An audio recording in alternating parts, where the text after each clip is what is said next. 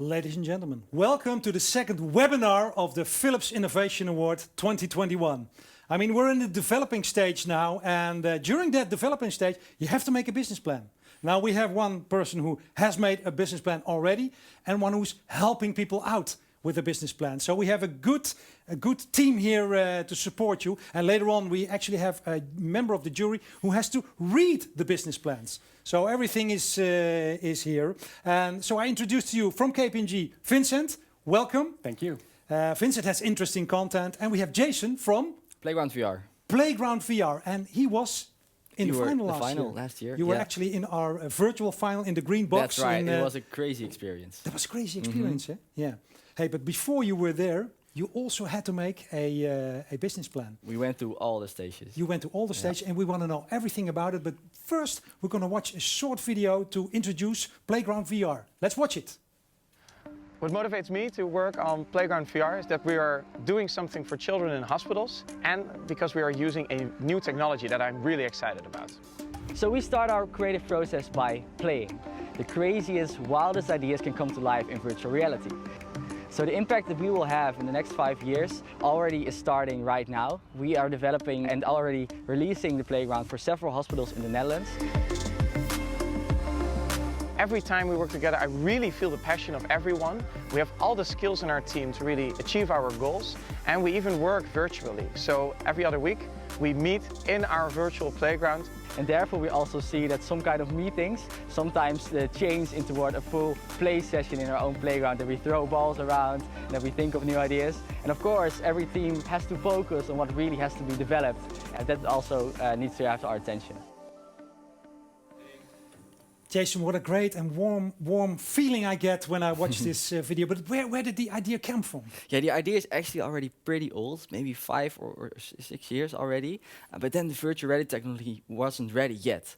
But the idea came from that we were looking for more meaningful solutions in which we could use VR technology. And where it can be used very meaningfully is in hospitals, where children are laying in the same bed for days and days. And the technology gives them an opportunity to just hop out their bed virtually and be outside again. But the why, how can we more meaningful, where did that question come from? Because that's the key question. Where was that sparkling moment that you said, why meaningful? Yeah, so my co-founder and I, Freek Teune, and my name is Jason, we already were working in virtual reality solutions. I was in the architecture, Freek was doing things at the Efteling, and we were asking ourselves, okay, we have now made this, and how can we put it in an area where it's more meaningful? So for architecture, for training, marketing, promotion, not really directly meaningful solutions, but doing something for children in hospitals really gave us that spark, that passion, that we thought we need to do something with this. All right, well that's something good, but then you had to make a business plan. Then we had to make a business plan, exactly. At least when you enter the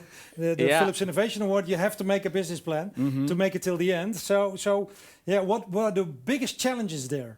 Yeah, so one of the biggest challenges of writing a business plan is keeping it to the point.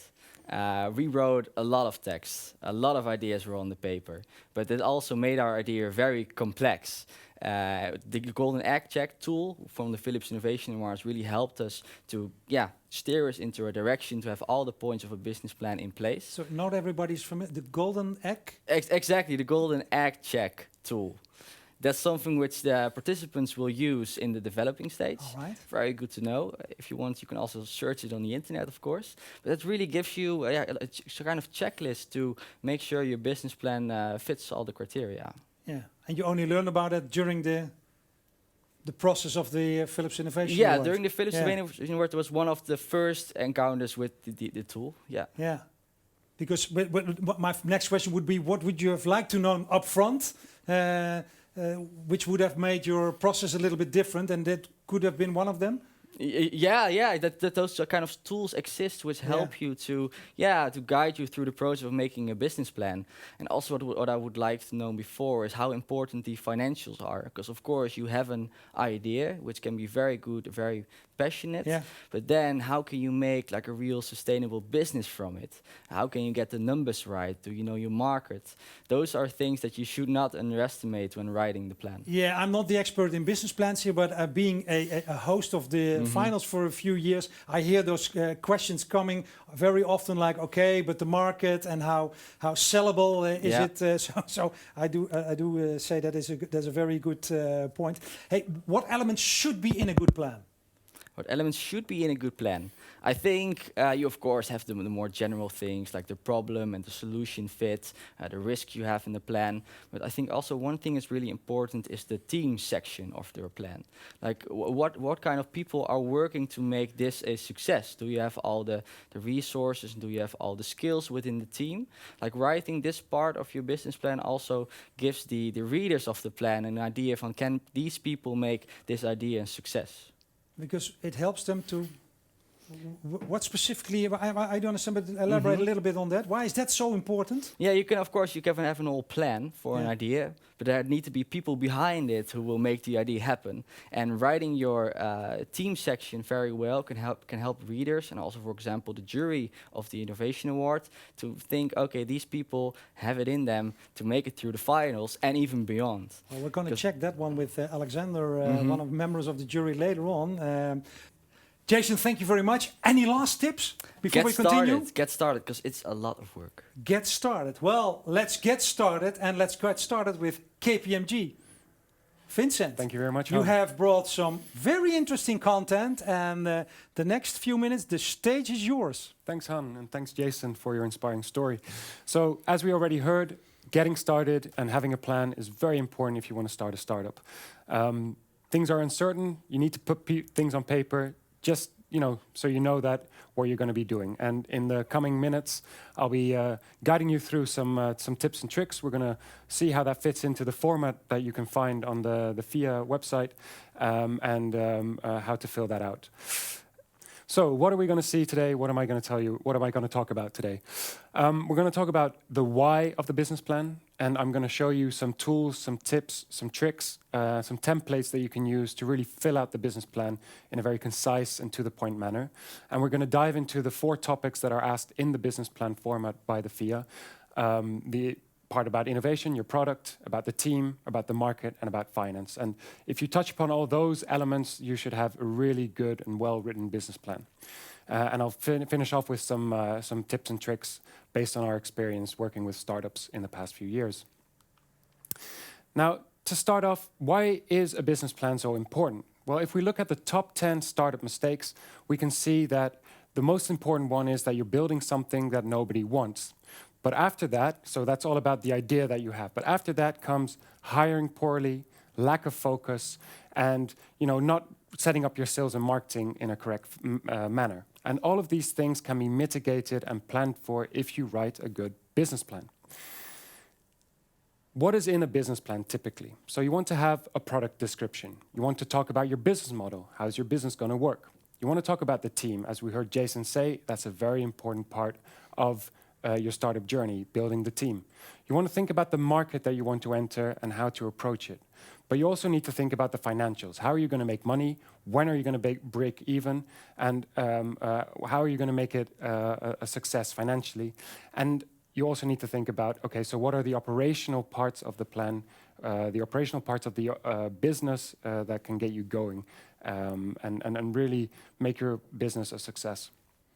And I think all these elements come back in the format that we have seen of the FIA. There's a very simple tool. So nowadays, a lot of companies, young companies, startup companies, use Lean Startup as a way to build their business. And Lean Startup knows a number of tools and techniques that can really help you in a very lean and quick way. And I think one of the most important ones is the business model canvas. And the business model canvas is a very holistic view of your company. So it's not just about the idea that you have, because the idea can be fantastic. You also need to think about all the elements that I just mentioned earlier. So it's really about looking at your business in an integral, holistic way and making sure that all these different parts of your business also interact in a correct way. So what elements do we have in the business model canvas? Well, we have the part about the business model, which is about the idea, which is about the market, which is about key activities, strategic partners, resources that you need to make your business work.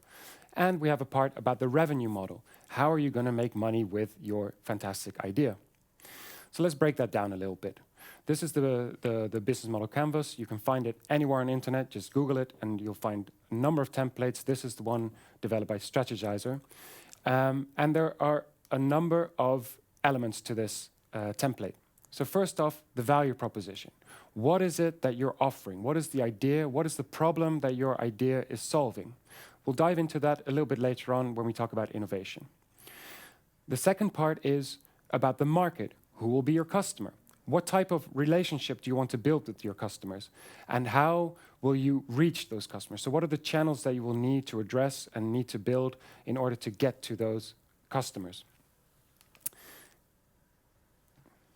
On the left side of the value proposition, we'll be talking about which are the key activities that you need to fulfill. What are things that you need to have in place in order to make your business a success?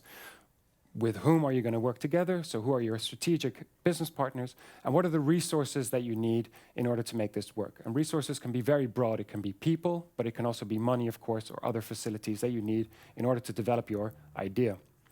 And finally, a part that is often forgotten by people that have a very bright idea is how are we going to make money out of it?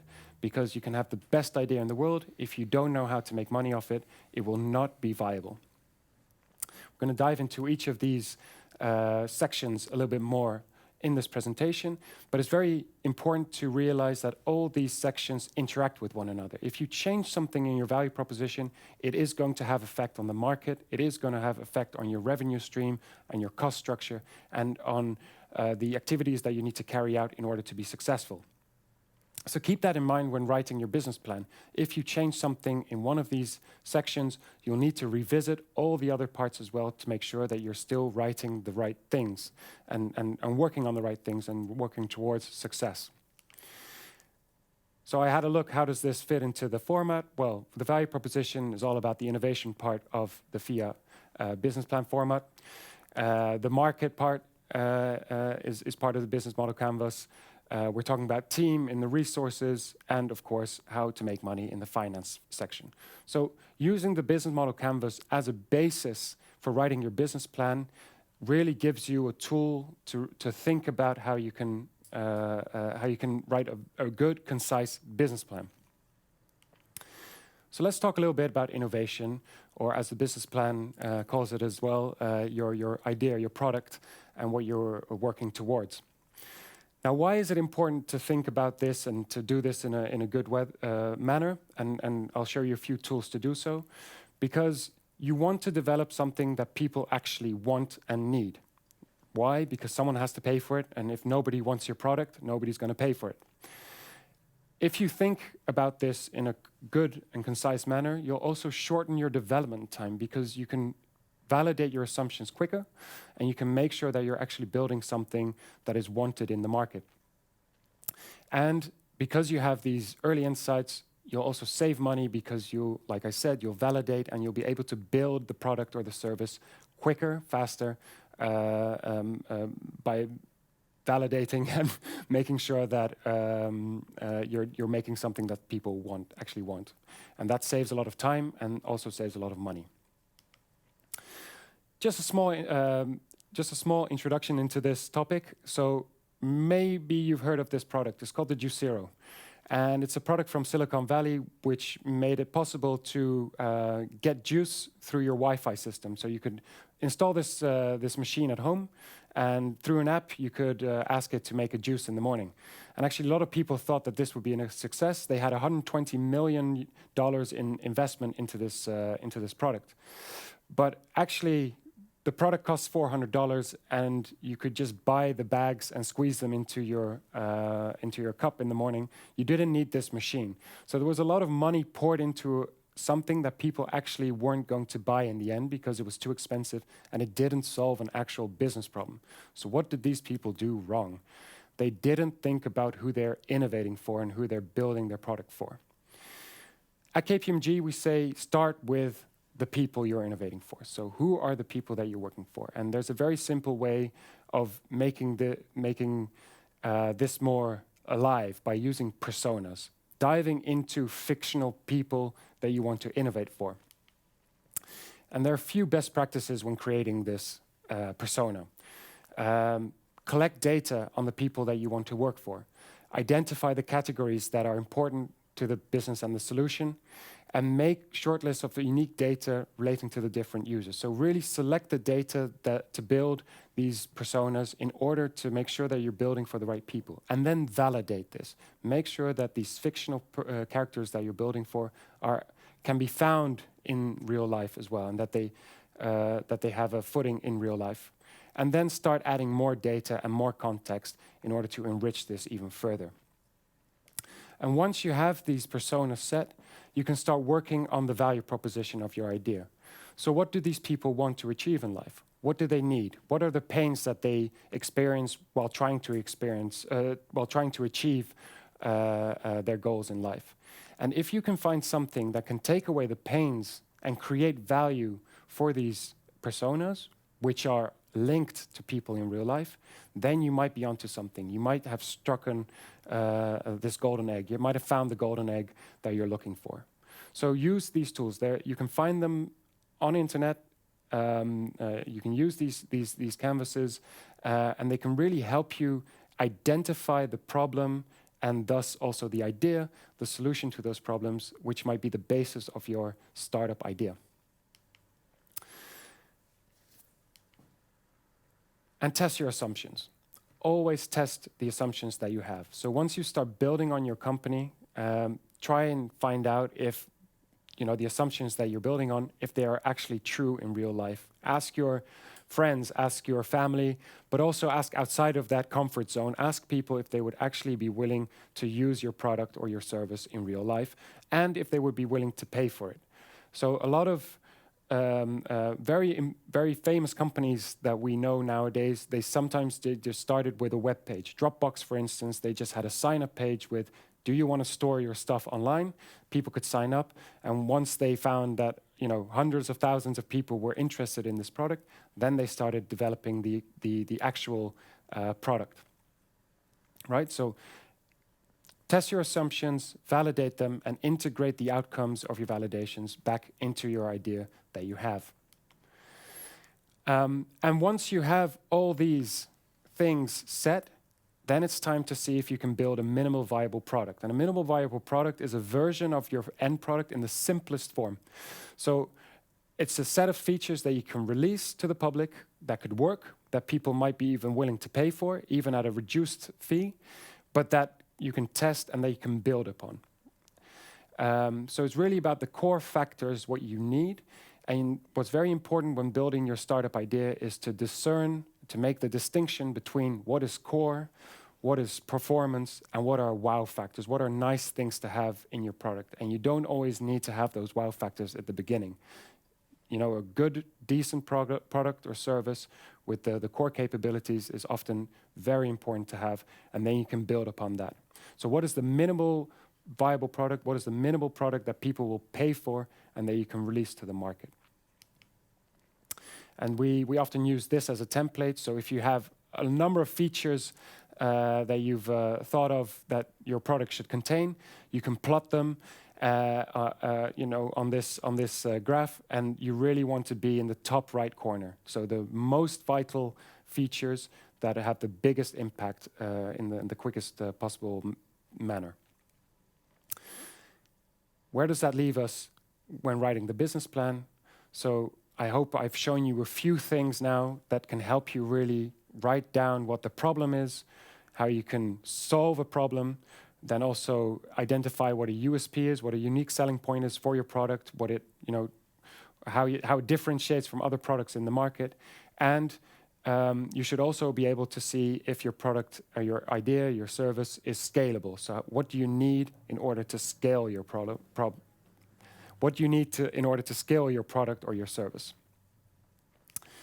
Then going into team, another important factor, and we already heard Jason talk about this. Team is so important. And why is it important to think about your team already now?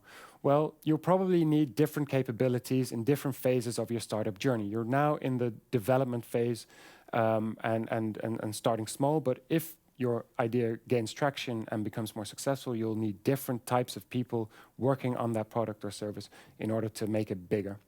And you'll need the right skills at the right time to make that happen. So again, if we go back to the top 10 startup mistakes, you'll see that at number 2, hiring poorly is one of the big mistakes, because you might have people who are hired at the wrong time, or they might not have the capabilities that you need in order to grow. And if you look at the typical innovation startup journey, you'll see that there's a design part, and then there's a build part, and then there's a scale part. And for each of these 3 phases, you need different tools, methodologies, people with different skills in order to make it a success.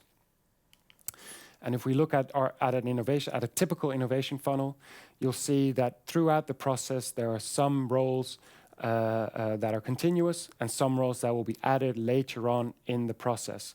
So, for instance, you might need a design thinker or a product owner from the start, but only once you start to become bigger, you'll need someone who does your sales or does your HR. And typically what you see in most startups is that these roles are combined in the beginning. But it's very important at some point to be able to know and to identify the moment in time when you need more people, other skills. And if I could give you one advice based on our experiences, leave your ego at the door and, be certain of the things that you're very good at, but also be certain about the things that you're not so good at. And I think one of the most important hires in the beginning is to have the right salesperson on your team. You can't do everything by yourself. Have someone dedicated to sales and know when to hire that person. Another way to look at team, so we talked a little bit about the roles. Yeah, you need developers, you need people with a certain type, but another way to look at team is to look at them through the lens of mindset. So we often use these 3 lenses: the hipster, hacker, hustler. A hipster, really someone with the great, bright ideas. The hacker, the person who can build the thing. And the hustler, the person who can really make things happen outside of the organization, who connects with people, who can do those first sales, who can make things happen, who can get the right resources in to bring the team and the product further. And another way to look at it is if you look at it from an ecosystem. So companies aren't created in a vacuum, and they can't exist in a vacuum anymore. We're interconnected more and more and more. So it's also important to have people who can connect, who can influence, and who can broker and leverage information and power throughout the ecosystem in order to make sure that you have the right people connected to your company. And that can be investors or other developers or other startups that you can have partnerships with, or maybe even big, large-scale corporate enterprises that can help you grow. Again, what does it mean for your business plan?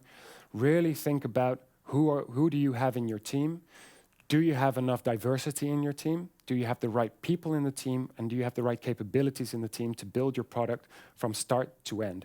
And also, so like I said, the business plan is a living document. Revisit this part anytime you make a big step in your organization, in your startup company. So anytime you have a big next step, next release, have a look if you still have the right people, the right capabilities in-house to go for the even further step, the step after that, and to grow even faster. Now, turning to market. So there are a few ways of looking at the markets and which market, how big your market could be, how big the market could possibly be. And this is the most simple one. So you have a total addressable market. Anyone who could buy your product or who would be willing to buy or use your product. And then you can look at how much of those people can you effectively reach right now. And how much of them do you think you can actually obtain? So I think one of the big pitfalls of starting companies, and if it's the first time you're doing this, is to say, well, for instance, there are nearly 18 million people in the Netherlands. I'm going to sell my product to everyone, so my market is 18 million. But in fact, your market might be a lot smaller because only men between 20 and 25 will buy your product. And even that is a very big pitfall nowadays. We know from research, we know from large companies like Netflix that segmenting the market in that way might not bring you the insights that you need, because people buy things more on behavior than on their age or whether they're or their gender. So really, for each, and I can't stress this enough, you really have to think from your own product and service, and from there think about what is realistic to reach as a market. Then it's really important to also have a look at the competition, because you might think that you could have a certain market share, but if there's a competitor in the market that offers a similar product as yours, then obviously they might also fight for that same market share. So really think about, when building your product and service and bringing it to the market, what other products and services are there that are solving the same product? And please look at it as broadly as possible, because it's not only the direct competitors, the products and services that look like yours, but it could also be different products and services that do the same thing or solve the same problem, and maybe even more efficient than yours. What are their USPs, and how do they stack up to your USPs? What is their revenue model? Are they cheaper? Do they have a lock-in method? Is there a way for you to really steal them, or to make sure that you win against them? And who do they target? Are they targeting the same market? Do they have a marketing strategy that fits yours, or is it completely different of yours? These are all factors that will decide how large your market will be in effect. And then you need a go-to-market strategy, and I'm very aware that this is a complicated slide, but just high level, there are 6 steps that you need to take, right? So right now you're in the opportunity assessment, you're thinking about the idea, then you're going to start thinking about your proposition, and then the next step is already go-to-market development. And there are 6 steps in the go-to-market development that you really need to take into account. So you need to know who your target customers are, you need to know what the marketing and communication plan is going to be, how are you going to communicate. You need to know what channels you're going to use. So thinking back to the business model canvas is one of those areas in the business model canvas. How are you going to reach your customers? Will it be through an app store? Do you need to go directly to your customers? So really think about that. How are you going to develop key account plans if you need them, right? Especially in the business to business. If you have a business to business solution, how are you going to approach those big businesses? And what do you need on the inside to make that all happen? And a very important part of it is also refine your business plan. So once you have your go-to-market strategy, go back to your business plan and see if everything is aligned in order to make that go-to-market strategy work. Again, what does that mean for your business plan? Well, these are the 4 topics that you need to address in your market section of the business plan. Finally, finance. Like I said, very important part as well. You need to make money with your idea in order to stay viable. And again, here, you need to have a look at how big is the market, what part of the market can you gain, and then based on those expectations and based on those assumptions, what can you expect? How much money do you expect to make in the first year, second year, third year? And I would definitely try to look 3 years ahead in order to show investors that you have a viable plan. Again, if you do look 3 years ahead and you do make certain assumptions in your sales, also go and look back at your team, go and look back at your proposition. Are they also at the same point at that point in time? Do you have the right people in-house to actually sell that much units, software licenses, whatever you're proposing? And then once you know how much money is coming in, it's also important to know how much money is going out. So where are you spending your money? How much is the development of your idea going to cost? What are the assumptions there? Are there other costs that you need to take into account? If you go international, what does it mean for your tax structure? Which assets do you need? How much is your marketing going to cost? How many people are you going to employ? So then that also gives you a sense of what the risks are and how viable your idea is. If you're going to spend a lot of money to make very few euros, then it might not be a very good idea to continue your startup. Other way around, if you need very few euros to make a lot of money, then you might be the next Jeff Bezos. And there are different types of revenue models that you can use, of course, in building your company. And well, the ones that we know the most are subscription, of course, pay-per-use, license or transaction. So there are different ways that there are different revenue models that you could explore, and have a look at which one suits your solution, your product, your idea the best. And then one part that most innovators don't really like, but which is very important, is to really dive into the numbers, really write them out, try to be as detailed as possible. If not for your business plan and for your investors, but at least for yourself, so that you know where you're getting yourself into. Do you need to mortgage your house? Do you need to sell a kidney in order to make your idea work or not? So, you know, this is a bit of a boring part, but it's so important to have these numbers correct and working, and be honest with yourself, right? So one of the pitfalls I think here is to say, well, okay, I really want this idea to work, so instead of 2,000 units, we're going to sell 5,000 or 10,000 units in year 3. Be realistic. Do you have the supply chain to make that work? Do you have the sales force to make that work? Do you have the platform and the channels to make that work by that period in time? So yeah, be honest here, and this is really a reality check for you and probably also for your investors. And again, this translates to the business plan format of the FIA.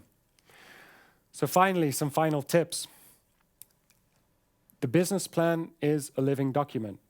Anytime you make a change in your company, a change in your idea, your solution, go back to your business plan and see if everything still correlates and if everything is still correct in there. Adapt your business plan to the stakeholders that you're presenting to. So if you're going to look for investors, make sure that the information in the business plan suits the needs of your investors. Have a consistent storyline, and make sure that you also have an executive summary on your business plan. So in a linear or 2 paragraphs at the start of your business plan that really explains in a concise way. See it as the elevator pitch, but then written out on paper. And this will also help you focus your ideas and make sure that what you're working on is really something that you want to be working on. Use visuals to explain your thoughts. So if you need graphs or if you need other ways to show how your idea works, don't hesitate to put them in there. And keep it simple, keep it focused, keep it simple. Make sure that people can understand what you're working towards. Even if it's a very technical solution, make sure that a layman can read it, an investor can read it, someone at a bank can read it and say, I want to put money in this because I understand what it's solving, the problem that it's solving. And the technical part, once technical people want to dive into that, that's maybe something else that doesn't have to be in the business plan. Keep it simple. Thank you very much. Well, we say thank you. And I hear the applause outside this room. I'm going to take a sip. This was a good story. Jason, I've got 2 questions for you. Yes. Do you still have your 2 kidneys? I still have my 2 kidneys, so I think we did something right there. You had a good financial... But I'm not next Jeff Bezos either, well, okay. Hey, and another one, are you the hipster, the hustler, or the hacker? So definitely not a hacker. I got a great team for that functionality, that skill. But I think a mix between the hipster and the hustler. I really like to get out and make connection between people, but as well working on the core of the idea and think of new functionalities. Yeah. Are you Vincent? I think I'm a hustler. Yeah, you're the hustler. Yeah. Yeah, I'm thinking, well, I have great ideas, but I'd like to hustle too. We heard a lot of things. Your ego has to you keep your ego at home. Business model canvas, MVP template, go to market, hire the right people, personas. I really love that. I love that one. Well, Vincent, this was a lot. So what can people do? They can rewatch it, but what else can they do? Well, we'll make the slides available for them. Guys, thank you very much so far. And now we're transferring to a member of the jury. There he is. Yes, Alexander. Can you hear me? I can hear you very well, Hans. Thank you. And we can hear you very well. Alexander Karp from ABN AMRO and a proud member of the jury. And a long member of the jury. Since 7 years, I think, at the moment. And I'm still enjoying myself very, very much. first of all, reading the business plans of the teams and also to see them grow towards the finals. And that is something that is very rewarding if you're a jury member and you have the opportunity to meet these people. So, so energetic and full of enthusiasm. It's great. Yeah, well, that's the energy part, and that is okay, Alexander. But we have to get down to the business. I mean, you look at the plans. What is when you're looking with the jury at the plans? What is the most important part which will catch your attention and bring them through the next round?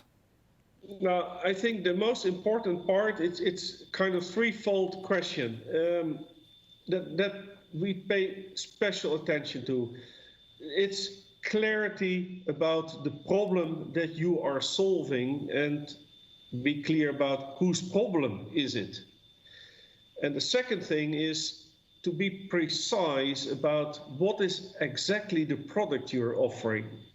So all the whistles and bells, remove them. What's the core of your product?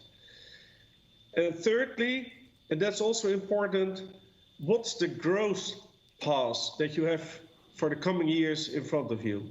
So again, the core product, for whom is this a problem, and what is then exactly the problem, and how are you going to grow your business? Yeah.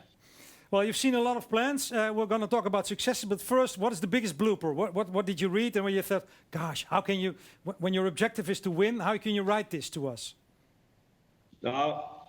The big bloopers are, have we discussed teams and the quality of the team, but you can also exaggerate by writing 10 pages about the team and 4 pages about your product and your ID. But the biggest bloopers that we have seen is in the financial part. And it's funny to see that people have a tendency to go in a lowest level of detail. That means 2 numbers behind the decimal, and then they talk about 10 years from now. And that is interesting to see. And secondly, and that's also very interesting to see, is the salaries that people give themselves once they make their first profit. And that is, something that you could expect of people. They say, okay, now I spent so much time in developing my product, and then suddenly there's this profit, and bang, there goes the salary sky high, instead of thinking about, okay, we need more people and we need to expand, let's say, the product in more variations, etc. So the salary is interesting. And that's also something that I look immediately to. So they didn't leave their ego at home. They thought, oh gosh, I deserve this. I immediately get jealous then. Huh? Yeah. Oh, you even get jealous. Yeah, me probably me too. Hey, but this is what the negative ones where people can learn. What plan make a long-lasting impression where you thought, gosh, when I read that, this really struck me? Now, what I think is very special in the business plans that are sticking is that once you read it, it immediately intrigues you. It stays in your mind, going around. Wow, this is great, and you see more and more opportunities. I do think. Well, let me look at my two. Do you understand the wow factor, where you think, oh gosh, yeah, this is something. This is probably a solution I've never thought of. Probably it's too simple that you think, well, why didn't I think of it? Is it in that direction, Alexander? Yes, that's it. And if you can combine that wow with doing something good for society, and I take Playground VR as a typical example. This is wow, and it really adds something. Now, that's fantastic. That is fantastic. Thank you. Hey, we're running towards the end of our webinar here. So, Alexander, for those people who are watching and probably after this and downloading all the information from KPMG, trying to create that business plan, some good tips. I'm going to ask it to my 2 fellows here at the table, but first to you. First of all, it should be realistic. Secondly, don't go too quickly conquering the whole world. choose your battles, start small, grow at a certain pace, but don't overdo because your team can't handle that. And be careful with what we called a hockey stick when I was young, and these days it's called exponential growth. And everybody thinks they will have immediately exponential growth and that the sky is the limit. Be careful with these kind of forecasts for yourself. But most importantly, look in the mirror and be realistic. Okay, well, I'm realistic now, and I'm going to say goodbye to you. And I will see you back, I hope, in the semi-final, in the final, in what way we can do that. Thank you very much, Alexander. Looking forward to it. Guys, this was a nice webinar we had here. Some final tips here. Jason, final tips. Yeah, start writing, but also go out and test your assumptions, I think. Because as an entrepreneur, you always have a lot of great ideas, but also look at your customers, your end users, and get some testimonials to include in your business plan, because that makes it even stronger. All right. Final words. Believe in yourself, because if you don't believe in your product, in your idea, then no one will after you. Okay, those are interesting words. So guys, believe in yourself. So when you're watching and think, gosh, this is it, believe in yourself, start right away. That's one thing you already also said. Test it outside and use all the tips we gave you. Go to www.via.nl, and we are also on Instagram, we're on Facebook, on LinkedIn. We also have Spotify, of course. All ways to communicate with us. This concludes our seminar. Thank you very much for watching, and we hope to see you in the semi-final or in the final. Thank you.